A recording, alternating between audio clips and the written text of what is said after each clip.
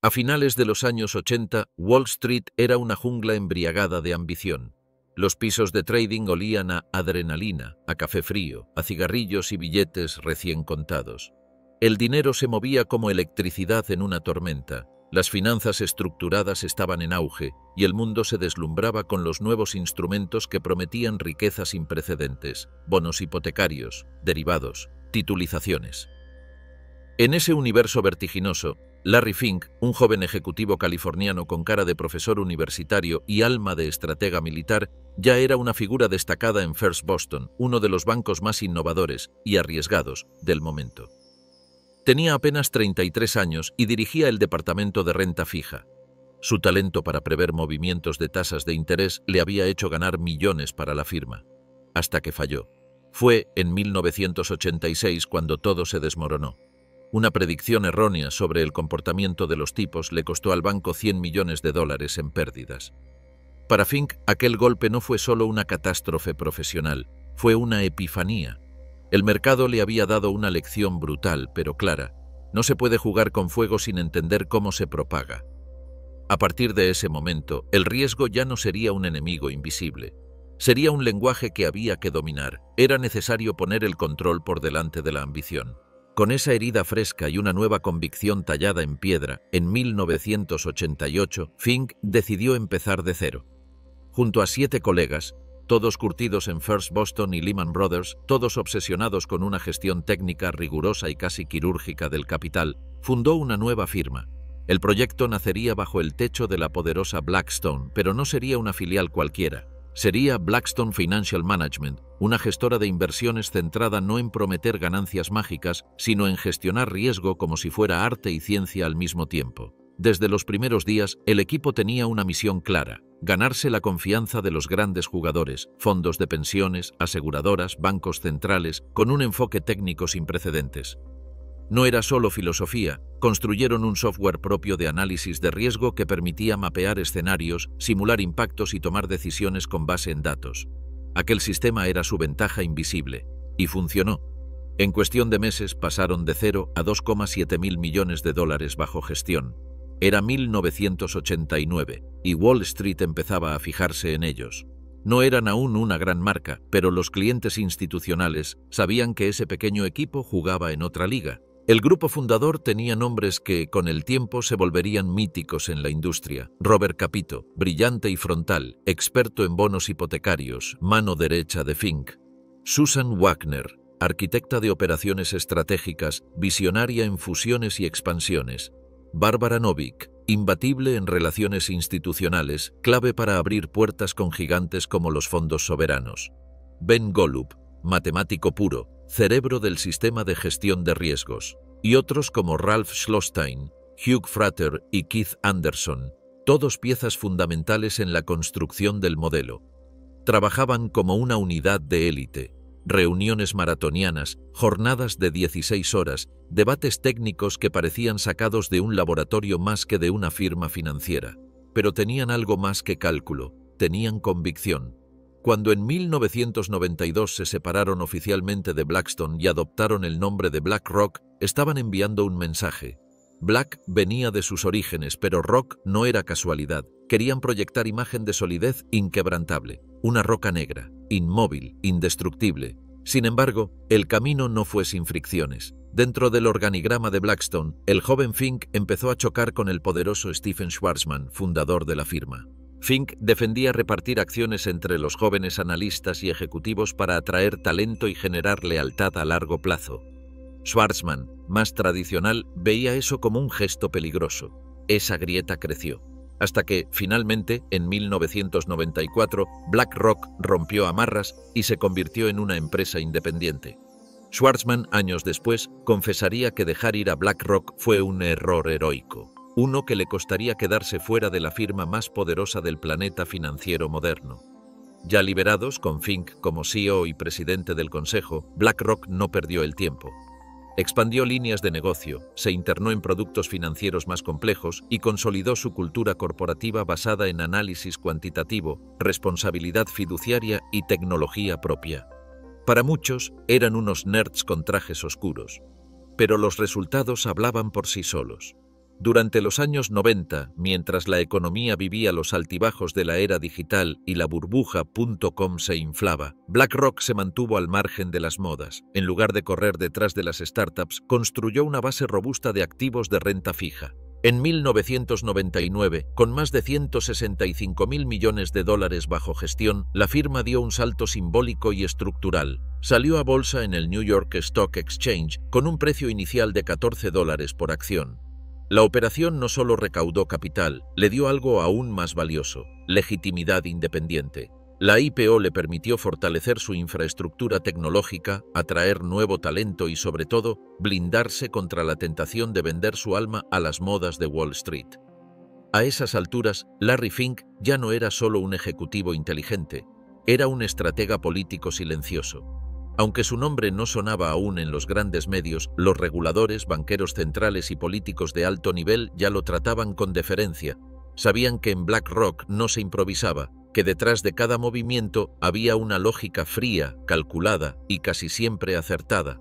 BlackRock había nacido del error, pero había crecido gracias a una obsesión: entender el riesgo mejor que nadie en el planeta. Y ese principio, simple pero demoledor, sería el cimiento de un imperio que aún no conocía su verdadero tamaño. El cambio de milenio no trajo dudas ni temblores a los pasillos de BlackRock.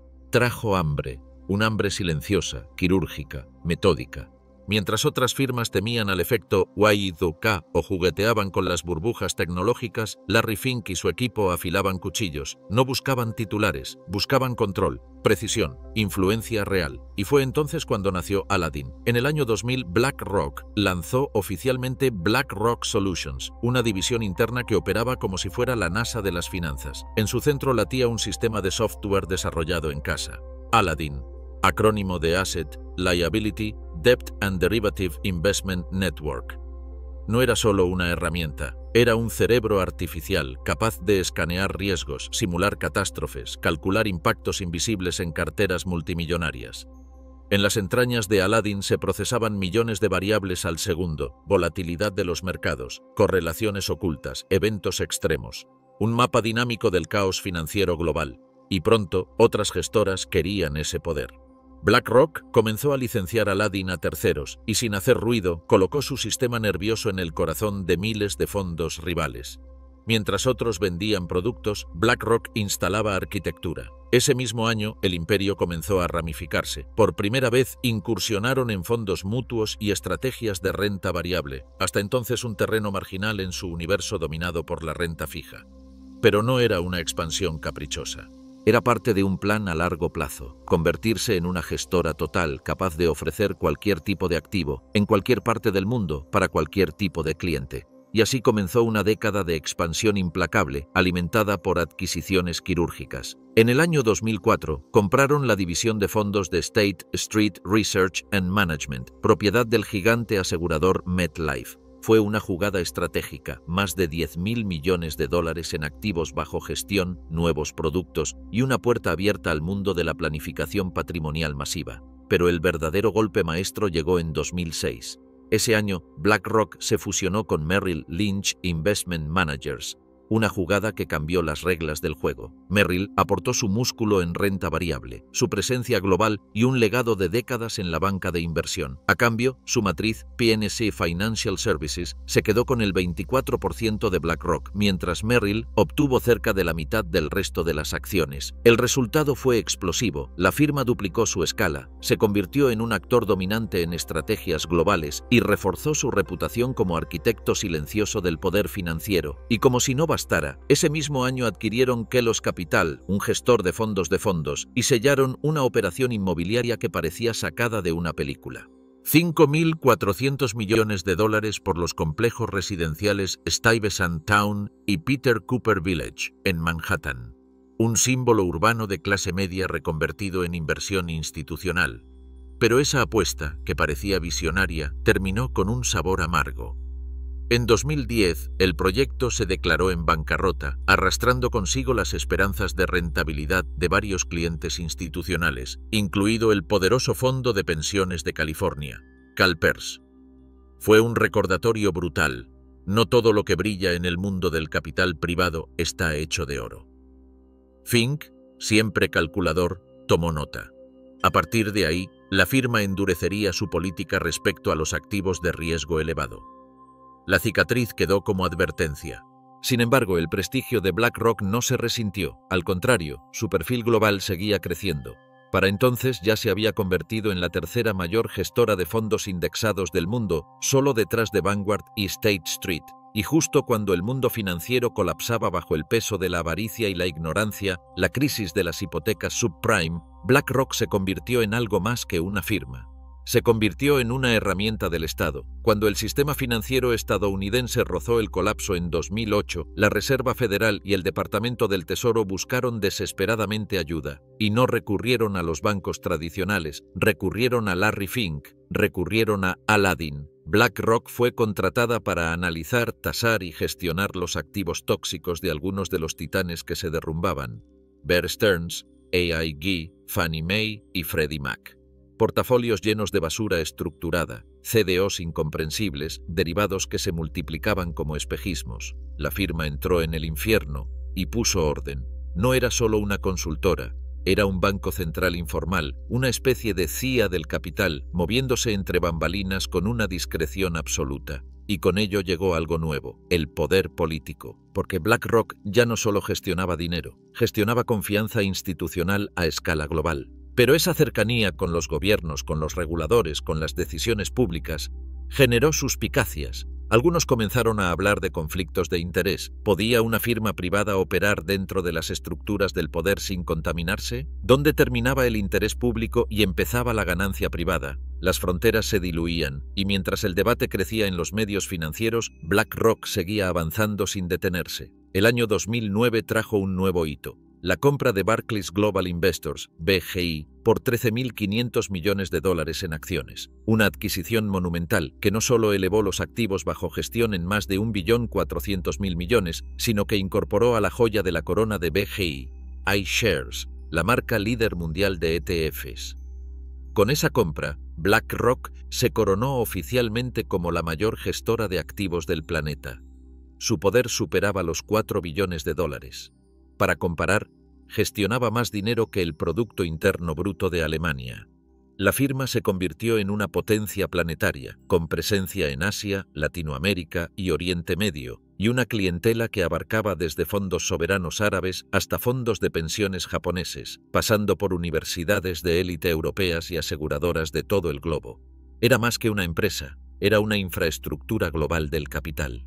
En 2010, ingresaron oficialmente al índice S&P 500, el Olimpo corporativo de Estados Unidos, una señal de que el poder de BlackRock ya era sistémico. Y mientras se convertían en el eje de gravedad del sistema financiero moderno, no dejaban de invertir en lo único que los había llevado hasta allí: la tecnología. Aladdin siguió evolucionando. Se incorporaron plataformas de análisis cuantitativo, herramientas de Big Data, modelos predictivos, procesamiento de lenguaje natural para lectura automática de informes y sistemas de inteligencia artificial para detectar patrones invisibles en los mercados. Y al mismo tiempo comenzó el desembarco en la gestión digital minorista. En 2015, BlackRock adquirió la plataforma de robo-asesoramiento Future Advisor, que usaba algoritmos para construir carteras personalizadas a bajo coste. Luego vino eFront, una empresa de software centrada en inversiones privadas que reforzó su brazo de capital privado.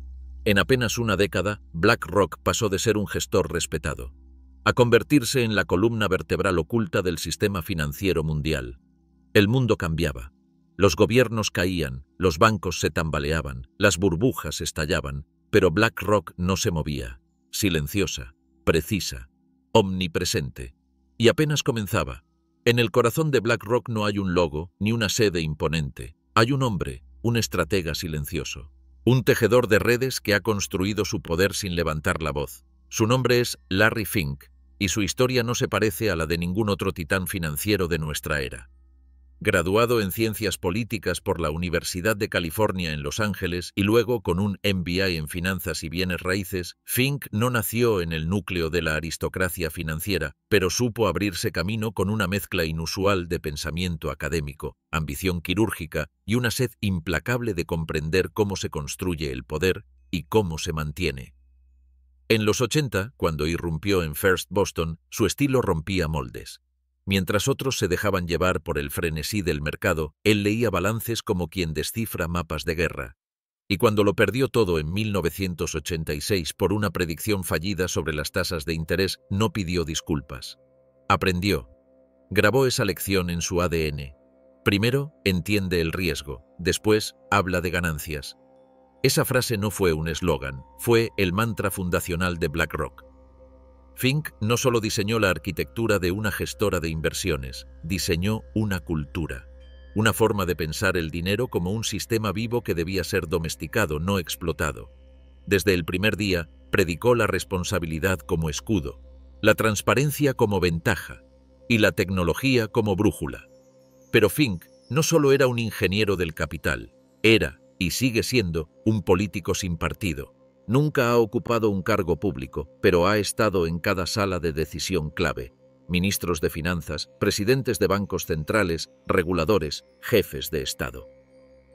Fink no hablaba por televisión, hablaba en los mármoles silenciosos del foro de Davos, en las cenas privadas de embajadas, en los comités cerrados donde se define el curso del capital global. Y donde él aparecía, BlackRock ganaba espacio. Cuando en 2009 Barack Obama lanzaba su plan de recuperación económica tras el derrumbe financiero, Larry Fink ya estaba en la Casa Blanca. No como funcionario, sino como consultor de facto.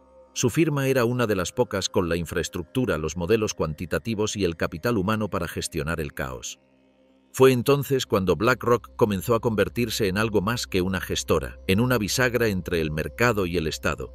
Su influencia no fue casual, fue cultivada con la paciencia de un jardinero. Fink no improvisa.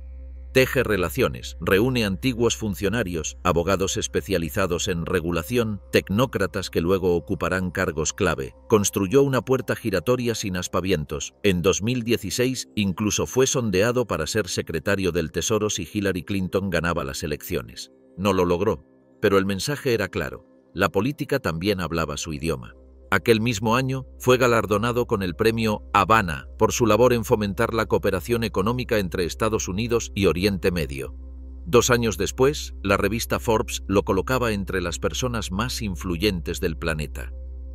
Para entonces, BlackRock ya era más grande que la mayoría de los bancos centrales del mundo. Y luego llegó el siguiente terremoto, la pandemia de COVID-19.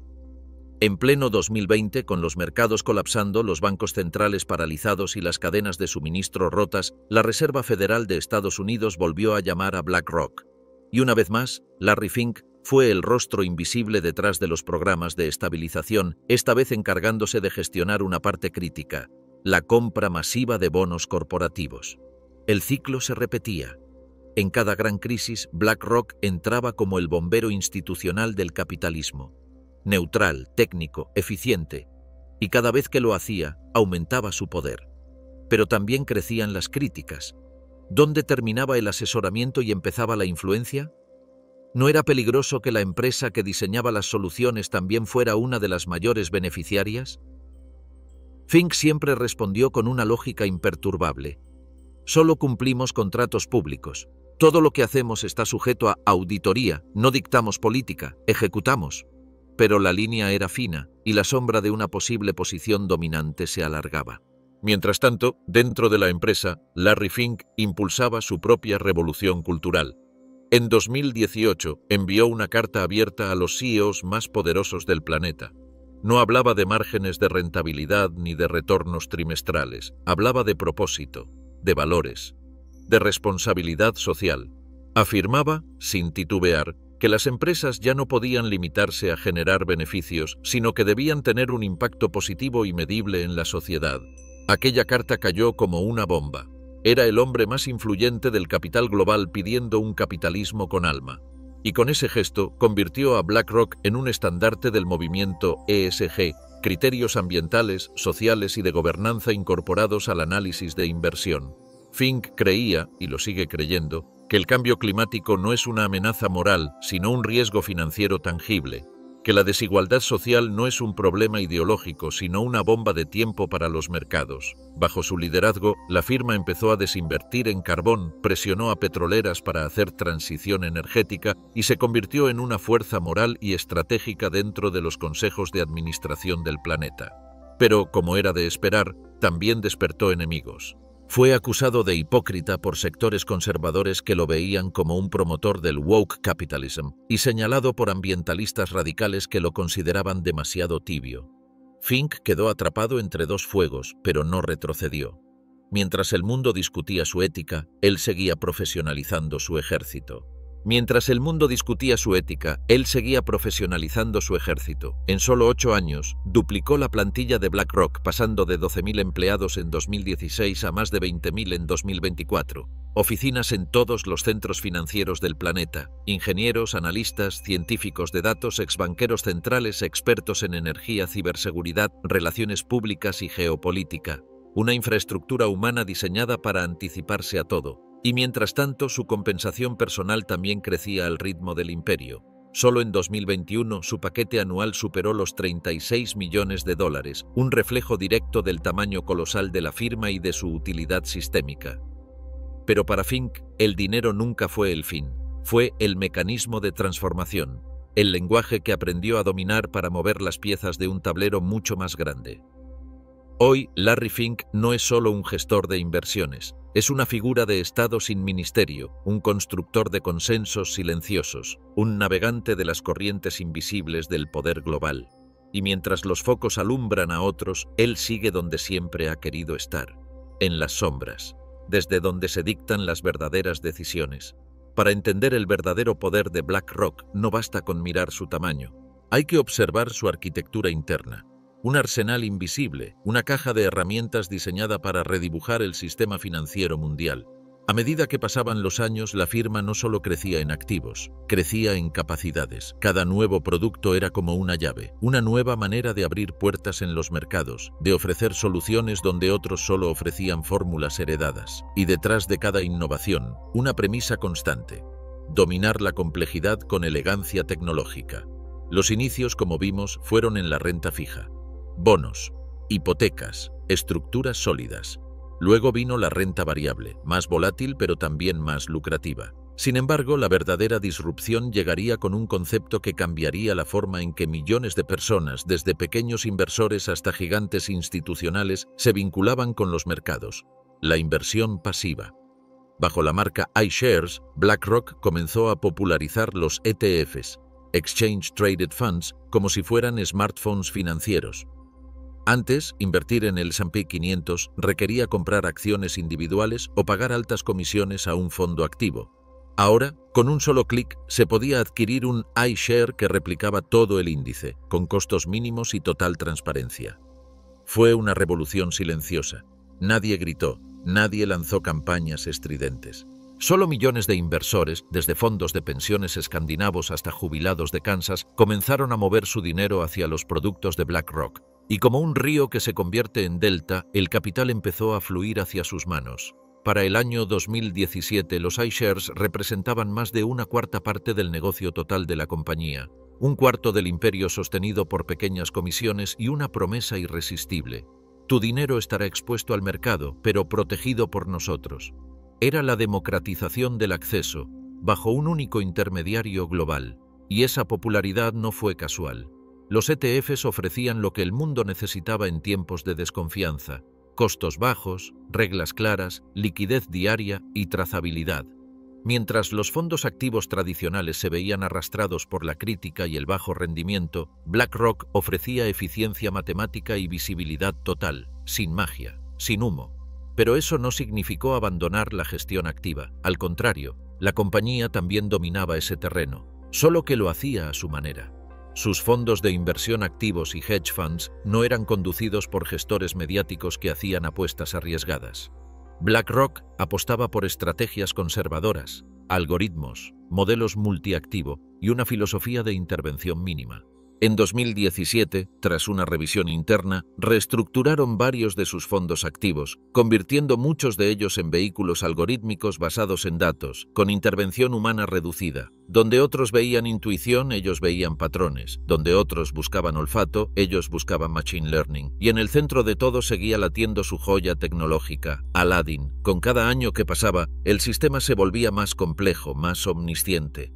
Aladdin monitoriza carteras por billones de dólares cada día, escanea riesgos sistémicos, proyecta escenarios de estrés ante eventos extremos.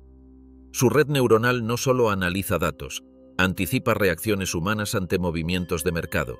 El sistema es tan completo que muchos lo comparan con una inteligencia artificial de vigilancia financiera global. Y no es lo único. BlackRock comenzó a desarrollar otras herramientas avanzadas, sistemas de análisis de crédito automatizado, deep learning aplicado al seguimiento de noticias económicas, algoritmos de inteligencia contextual e incluso blockchains experimentales. En 2024 lanzaron su primer fondo tokenizado sobre Ethereum, llamado View IDEL, que permite a los clientes invertir usando tecnología blockchain. Fue un gesto simbólico pero potente. El mayor gestor del planeta, abrazando la descentralización desde dentro del sistema. El mensaje era claro: si lo nuevo iba a irrumpir, ellos lo controlarían desde su núcleo, y a medida que el menú de productos se expandía, también lo hacía el tipo de cliente. Fondos de dotación de universidades como Harvard o Yale, fondos soberanos de Oriente Medio, patrimonios familiares de Asia, planes de pensiones estatales de Estados Unidos. Todos querían algo diferente, algo diseñado a medida. Y BlackRock lo ofrecía con una precisión quirúrgica, a través de cuentas segregadas, estructuras privadas, vehículos a medida. Cada cliente era tratado como una nación en sí mismo. En paralelo, el capital privado se convirtió en un terreno estratégico. Tras la compra de eFront en 2019, una plataforma de software especializada en private equity e inmobiliario, la firma consolidó su capacidad para gestionar activos ilíquidos, estructurar deuda privada y financiar proyectos a largo plazo con una transparencia tecnológica sin precedentes. Y no se detuvieron ahí. BlackRock comenzó a canalizar recursos hacia proyectos de infraestructura y energía en países en desarrollo. Desde autopistas en India hasta parques solares en África, la firma ya no era solo un inversor, era un constructor del futuro global. Un actor que modelaba no solo rendimientos, sino ciudades, redes eléctricas, incluso políticas económicas. Para soportar esta expansión, surgieron unidades de pensamiento estratégico. El más importante, el BlackRock Investment Institute, un think tank interno que no solo publica análisis económicos globales, sino que ayuda a anticipar tensiones geopolíticas, movimientos de flujos de capital, inflación estructural y cambios demográficos. Sus informes se leen en bancos centrales, sus proyecciones influyen en decisiones de estados. No es una consultora, es una brújula del sistema. Y así, paso a paso, sin eslogans ni campañas masivas, BlackRock dejó de ser una simple gestora de fondos para convertirse en un asesor total, una plataforma mundial, una arquitectura de servicios que toca todos los ángulos del capital. Ya no solo gestionan dinero, gestionan tiempo, riesgo, información, narrativa y confianza. Y cada nueva herramienta que incorporan, cada fondo, cada dato procesado, cada algoritmo desplegado, amplía su control sobre un sistema financiero que cada vez se parece más a ellos. La historia de BlackRock no se entiende sin su instinto colonizador. Desde sus orígenes neoyorquinos, la firma entendió que para dominar el capital global no bastaba con tener presencia. Había que estar en todas partes, al mismo tiempo, y no como un turista, sino como un actor fundamental de cada ecosistema financiero. Durante los primeros años del nuevo milenio, BlackRock salió de su torre de control en Manhattan y se proyectó hacia el mundo con una estrategia quirúrgica: establecer bases operativas en los nodos clave del sistema financiero global. No buscaban volumen, buscaban influencia. En Londres instalaron su centro de gravedad europeo. Desde allí gestionan carteras soberanas, fondos de pensiones públicos, bancos centrales y aseguradoras del continente. En Hong Kong y Shanghái abrieron rutas hacia el corazón del capital asiático, con equipos especializados que hablan el idioma, literal y financiero, del crecimiento regional. En Dubái conectaron con los petrodólares del Golfo y sus fondos soberanos milmillonarios. Y en Santiago de Chile o Ciudad de México atendieron a las promesas y urgencias de América Latina, desde universidades privadas hasta sistemas públicos de pensiones. Para el año 2015, BlackRock ya tenía más de 70 oficinas en 30 países. Pero más que puntos en un mapa, eran puestos de avanzada. Centros de análisis. Núcleos de escucha política.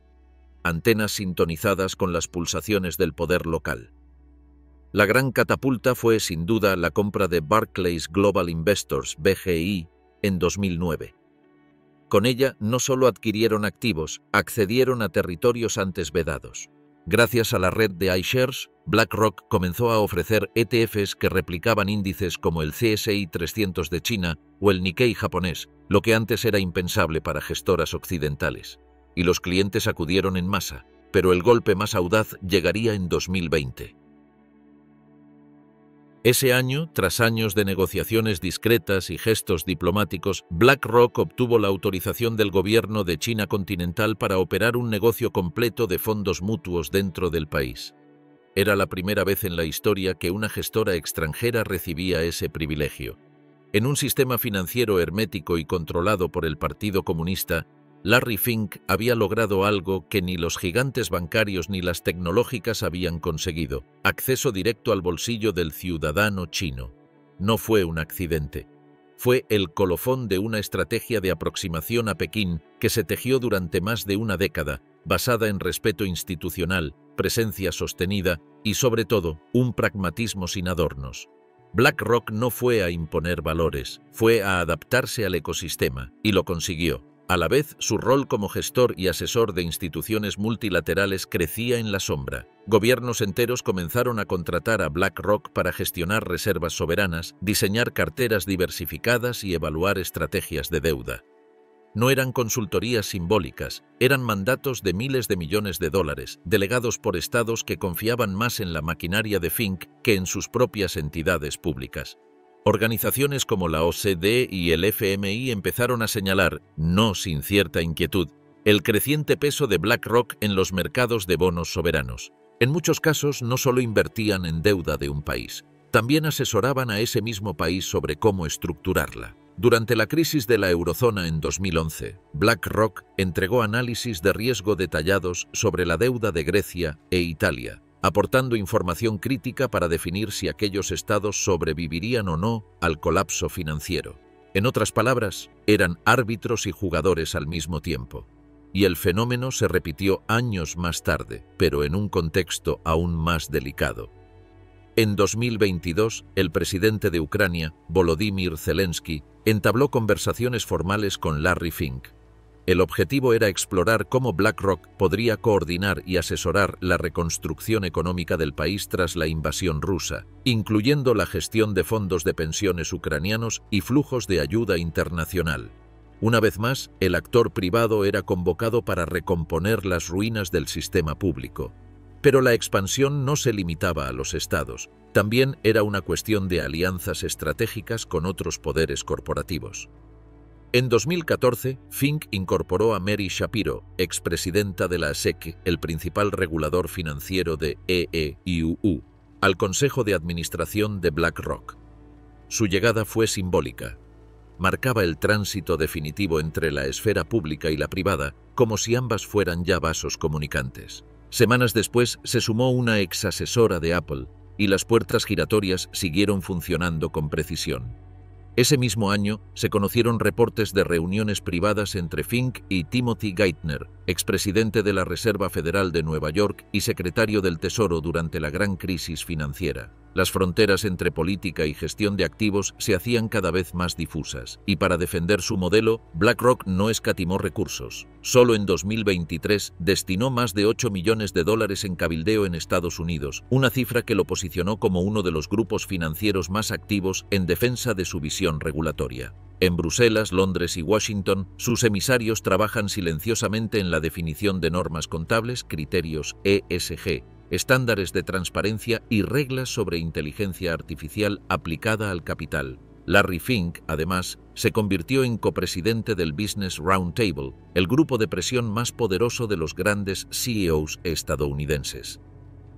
Desde esa plataforma ayudó a redefinir el concepto mismo de deber fiduciario, abriendo la puerta a un nuevo paradigma corporativo donde las empresas no solo deben maximizar valor para sus accionistas, sino también considerar su impacto social, ambiental y ético. Era un cambio de era, y BlackRock, una vez más, estaba en el centro. No era solo una firma que gestionaba dinero, Era una infraestructura de poder multinivel, incrustada en gobiernos, instituciones, empresas, ONG, universidades, organismos multilaterales y bancos centrales. Una red con tentáculos discretos pero eficaces, siempre pulcros, siempre técnicos, siempre dentro del marco. Y mientras los ojos del mundo se enfocaban en los mercados bursátiles, las tasas de interés o las guerras comerciales, BlackRock seguía haciendo lo que mejor sabe hacer: crecer en silencio hasta volverse indispensable. En el imaginario colectivo, BlackRock es una gestora, pero en su núcleo late una criatura diferente, una empresa tecnológica disfrazada de institución financiera, un híbrido nacido de la necesidad de controlar el caos, de traducir lo imprevisible en código y de anticipar el futuro antes de que ocurra. Y el corazón de ese sistema es Aladdin. Su nombre evoca magia, pero su poder es matemático. Nació a mediados de los años 90, en las entrañas silenciosas del cuartel general de BlackRock, como una respuesta radical a una obsesión: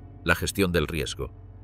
Larry Fink no quería depender de la intuición de un gestor. Quería construir una arquitectura de control total, un oráculo algorítmico capaz de mapear carteras, simular catástrofes financieras y diseñar rutas de escape antes de que estallaran las crisis. Así nació Aladdin, acrónimo de Asset, Liability, Debt and Derivative Investment Network. En sus inicios era una gigantesca base de datos estructurados que conectaba activos, pasivos, instrumentos derivados y operaciones cruzadas en tiempo real. Pero pronto se convirtió en algo más: un sistema de vigilancia y simulación, capaz de generar cientos de escenarios económicos adversos con un solo clic.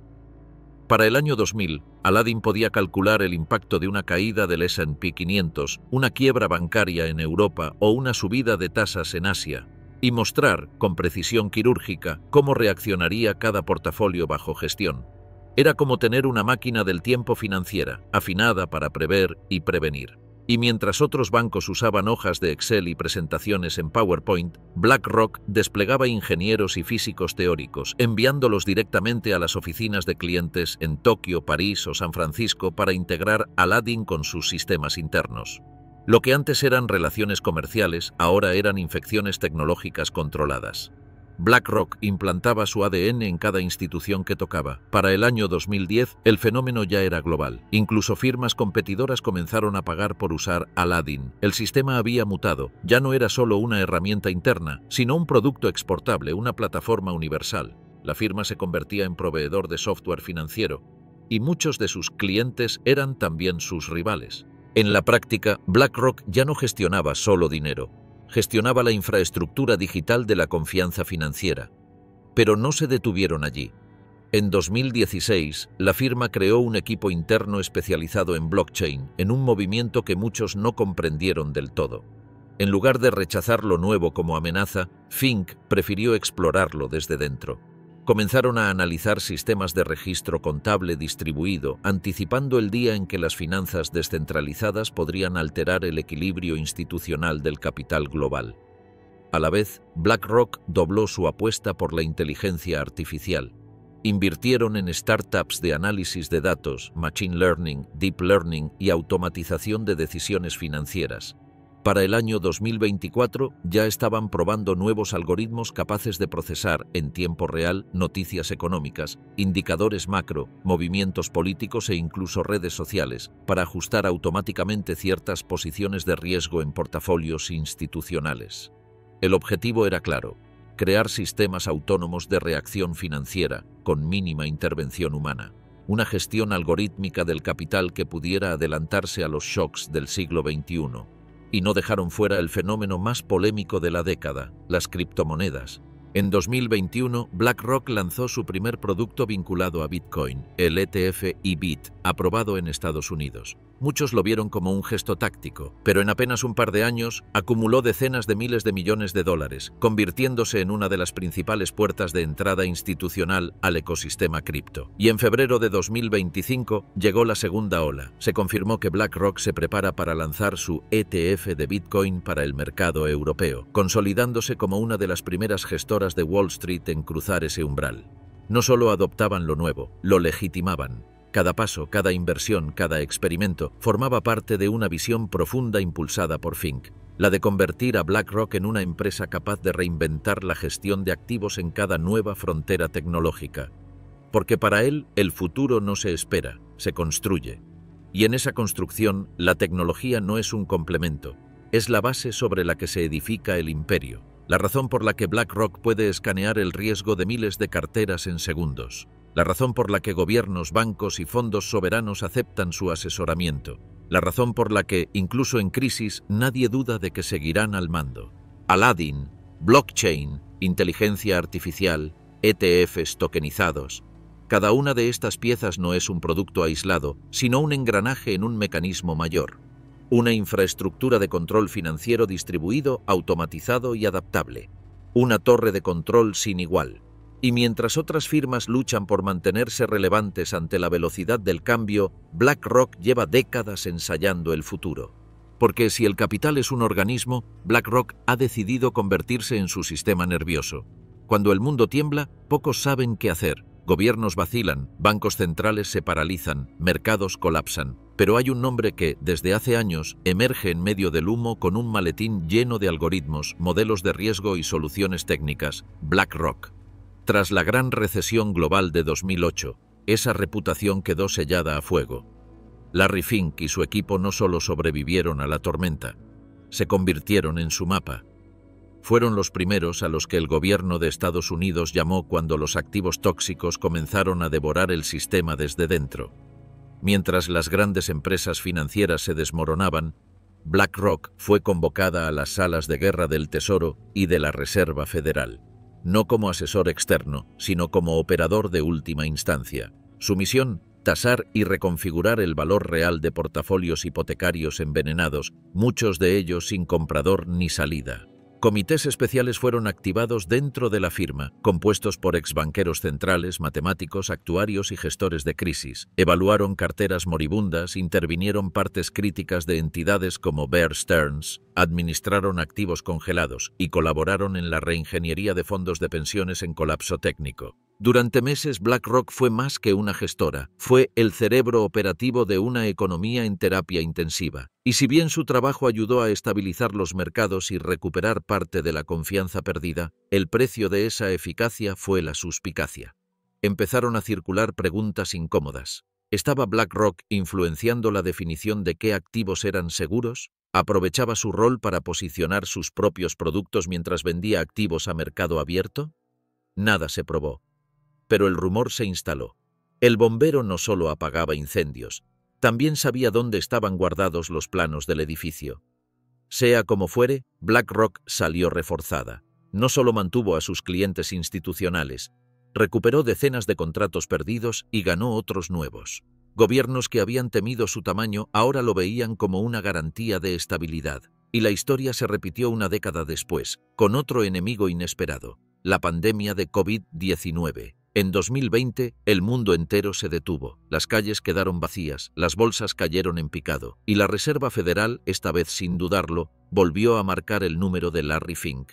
Pero a diferencia de 2008, ya no se trataba de asesoramiento. Ahora BlackRock fue contratada para operar directamente la compra de bonos corporativos, tanto en mercado primario como secundario.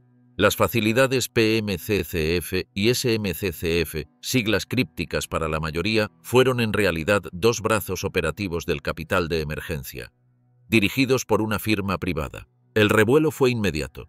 En medios como The New Republic y el Financial Times aparecieron documentos internos que mostraban que los fondos de BlackRock recogieron en 2020 más de 4.300 millones de dólares en nuevos flujos, mientras sus rivales apenas arañaban decenas de millones. ¿Coincidencia o consecuencia directa de su posición privilegiada? El ETF de bonos corporativos de BlackRock crecía al ritmo del dinero de la Fed. Y aunque la firma aceptó limitar sus honorarios, no más de 7,75 millones de dólares anuales por la gestión, y devolvió ganancias extraordinarias generadas por los ETFs durante la intervención, el debate sobre el conflicto de interés ya estaba servido. ¿Puede una firma operar los instrumentos del Estado sin convertirse en el Estado mismo? Analistas del New York Times y Reuters alertaron sobre esta simbiosis público-privada que, aunque legal, rozaba los límites de la neutralidad institucional. BlackRock, con acceso directo a datos críticos, parecía tener un espejo adelantado del mercado que el resto no poseía. Y no fue la única vez que la firma opinó o actuó en medio de una crisis. Durante la tormentosa crisis de la deuda griega en 2012, Larry Fink se pronunció públicamente. Consideraba absurdo que el Banco Central Europeo forzara a los bancos a vender deuda helena, cuando el problema de fondo era la insolvencia estructural de los estados. Su intervención, aunque lógica, fue recibida con frialdad por la élite financiera europea. ¿Qué autoridad tenía un gestor estadounidense para opinar sobre política fiscal del viejo continente? Pero ese es el poder de Fink. Habla cuando todos callan. Y aunque incomode, su voz rara vez es ignorada. En años recientes, BlackRock ha institucionalizado ese rol de analista geopolítico a través de su Barómetro de Riesgo Global, un informe publicado anualmente que alerta sobre guerras, elecciones disruptivas, pandemias, disrupciones tecnológicas o riesgos regulatorios. Es leído por fondos soberanos, bancos centrales y ministerios de finanzas. Sus proyecciones influyen, sus advertencias resuenan.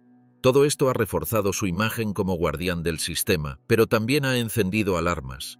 Porque con más de 10 billones de dólares bajo gestión, BlackRock posee participaciones significativas en miles de empresas cotizadas. Bancos, tecnológicas, farmacéuticas, energéticas, armamentísticas, literalmente está en todo. Algunos críticos han levantado una bandera roja. ¿Qué ocurre cuando un solo actor financiero tiene poder de voto, aunque sea minoritario, en miles de juntas directivas? ¿Qué ocurre cuando además ofrece consultoría, análisis de riesgo, productos financieros y tecnología interna a esas mismas empresas? La respuesta, aún sin pruebas judiciales en su contra, es inquietante. BlackRock, junto con Vanguard y State Street, conforma lo que algunos llaman el tridente silencioso del capitalismo. Tres entidades que, en conjunto, poseen un porcentaje importante de prácticamente todas las compañías relevantes del planeta, sin necesidad de controlar una sola, solo sumando pequeñas partes de todas. No hay demandas antimonopolio formales, pero el debate sobre la concentración invisible del poder financiero está más vivo que nunca. Porque el verdadero poder, como dijo una vez Fink en privado, no necesita ser dominante, solo necesita ser inevitable. En los salones de mármol donde se decide el rumbo del capital, BlackRock no necesita pedir permiso para entrar, ya tiene su silla. Desde sus primeros pasos, Larry Fink entendió que la influencia real no se ejerce desde las pantallas de Bloomberg, sino desde las mesas donde se escriben las normas.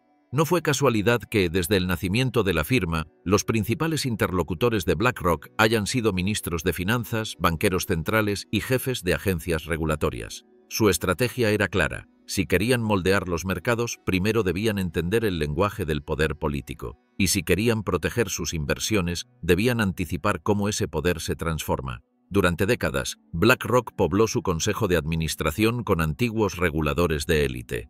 Expresidentes de la SEC como Mary Shapiro o figuras destacadas de la FCA del Reino Unido pasaron directamente de supervisar a ser parte del engranaje.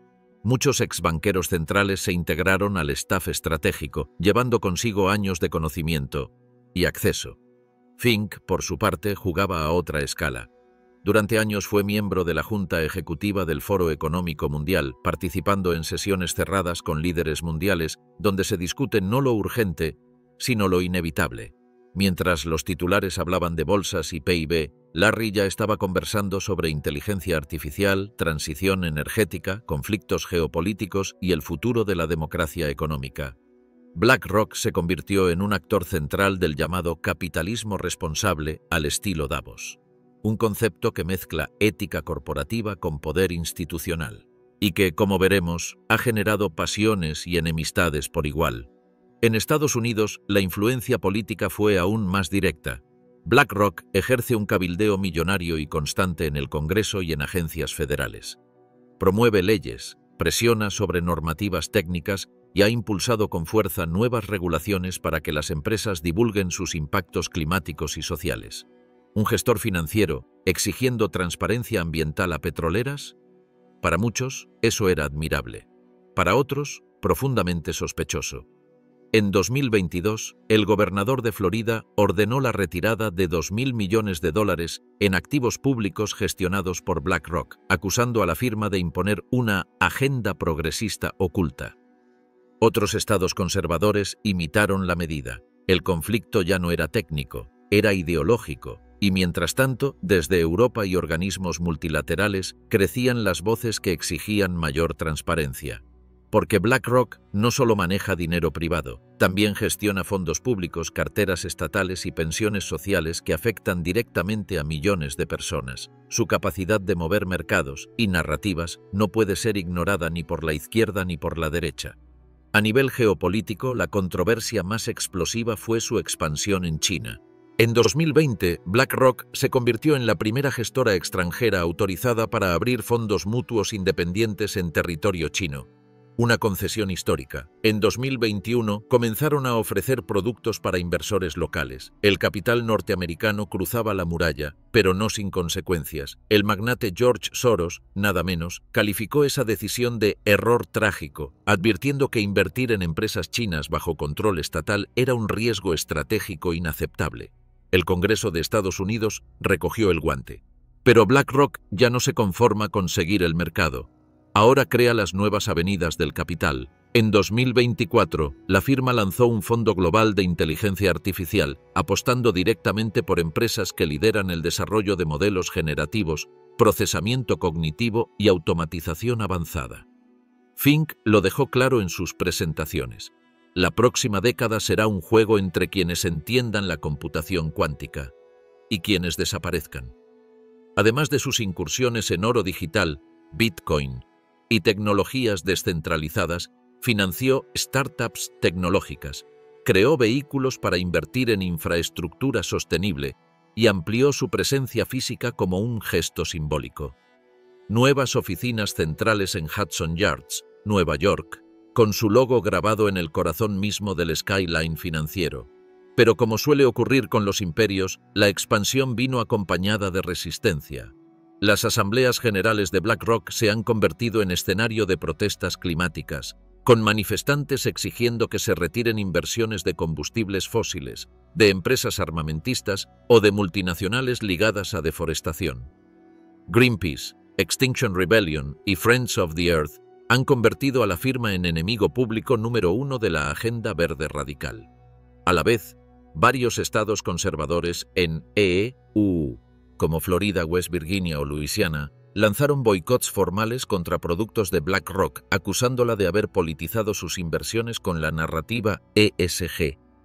¿Cómo puede una gestora de fondos decidir qué valores éticos deben priorizarse?, se preguntaban. La respuesta de Fink fue, como siempre, una mezcla de realismo financiero y control estratégico. En julio de 2023, BlackRock lanzó un mecanismo simbólicamente potente, un esquema de voto temático en su ETF del S&P 500, permitiendo a los pequeños inversores elegir alinearse con ciertas políticas en las juntas de accionistas, ya sean ambientales, éticas o fiduciarias. La idea era ceder algo de poder, pero sin perder el control del menú. Los críticos fueron feroces. The Wall Street Journal calificó el sistema de elecciones falsas, argumentando que BlackRock seguía manejando la estructura desde los bastidores. Era, en palabras de algunos activistas, una simulación de democracia corporativa. Y sin embargo, BlackRock no se detuvo. En Europa, continuó recibiendo encargos estratégicos de gobiernos como el Banco de España, que confió a la firma la revisión de sus reservas. En China, debutó en la Bolsa de Valores de Shanghái con nuevos fondos. En el Reino Unido, fundó un vehículo para canalizar inversiones hacia infraestructura verde, justo en medio del giro energético europeo post-Ucrania. Fink, cada vez más curtido por los embates ideológicos, ha aprendido a hablar el doble idioma del siglo XXI. En sus cartas anuales y conferencias, combina optimismo tecnológico con pragmatismo financiero. Advierte a las empresas que no afronten los riesgos climáticos como si fueran opcionales, pero al mismo tiempo recalca que los inversores exigirán siempre resultados reales antes que discursos vacíos. La marca BlackRock, dice, ya está atada para siempre a las siglas ESG. Fue pionera, fue promotora, y ahora también es blanco, pero eso no le ha impedido avanzar. Hoy, BlackRock es simultáneamente un símbolo de la globalización financiera y un agente de su transformación. Es un espejo incómodo del nuevo orden económico, una entidad que se mueve entre la regulación y la disrupción, entre el poder blando y la influencia dura. Sus críticos lo llaman un pulpo invisible, una fuerza que penetra gobiernos, corporaciones y fondos públicos con una suavidad inquietante. Sus defensores lo ven como un ingeniero del equilibrio, el único capaz de administrar con sensatez los ahorros de generaciones enteras en un mundo donde el riesgo crece más rápido que la estabilidad. Lo cierto es que BlackRock ha redefinido qué significa gestionar dinero. No es solo asignar capital.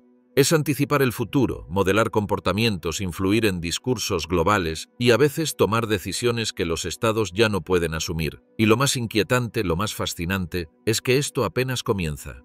En un contexto de tipos de interés altos, tensiones geopolíticas, inflación, transición energética y revolución tecnológica, el futuro del capital está más fragmentado que nunca. Y sin embargo, en ese caos, BlackRock parece tener un plan. Su apuesta doble se mantiene intacta. Crecer donde otros dudan. En China, en inteligencia artificial, en infraestructura resiliente, en energía limpia pero rentable. Y al mismo tiempo, integrar los grandes riesgos globales como si fueran activos más del portafolio. El clima, los cambios demográficos, la inestabilidad política, la transformación digital, la disrupción cultural. Un futuro financiero mejor, reza su lema. Pero para muchos, la verdadera pregunta no es si ese futuro será mejor. Es si ese futuro le pertenecerá a todos, o si será un futuro administrado por BlackRock,